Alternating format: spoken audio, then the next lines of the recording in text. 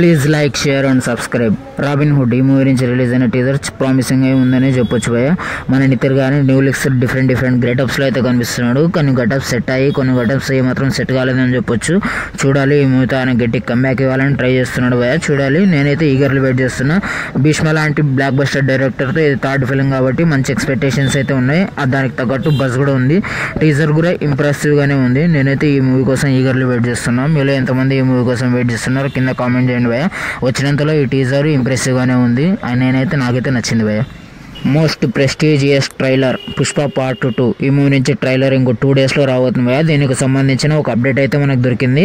2 నిమిషాల 44 సెకండ్లు విడివేయగలిగిన ట్రైలర్ అయితే మన ముందుకు రాబోతుంది భయ్య. చూడాలి, ఈ ట్రైలర్ ఎలాంటి రికార్డ్స్ బ్రేక్ చేస్తుందో. నేనైతే పిచ్చగా ఈగర్లీ వెయిట్ చేస్తున్నా ఈ మూవీ కోసము. అంతకుముందు ట్రైలర్ ఎలా ఉంటుందని చాలా ఎక్స్పెక్టేషన్స్ అయితే పెట్టుకున్నా భయ్య. చూడాలి, ఈ ట్రైలర్ అందుకుంటుందో లేదో. NBK 109 బాలయ్య గారి మోస్ట్ ప్రెస్టీజియస్ ప్రాజెక్ట్ అని చెప్పొచ్చు భయ్య. అన్యారం కొట్టు జరిగితే ఈ మూవీతో ఆయన 100 కోట్లు కొట్టే అవకాశాలు గట్టిగానే కరబోతున్నాయి. ఈ రోజు ఈ మూవీకి సంబంధించి టైటిల్ కార్డ్ అయితే రివీల్ గానే ఉంది. టైటిల్ కార్డ్తో పాటు చిన్న టీజర్ కూడా రాబోతుంది. నేనైతే ఎగ్జామినెంట్ గా ఉన్నా ఈ టైటిల్ కార్డ్ ఏమని ఉంటుందో.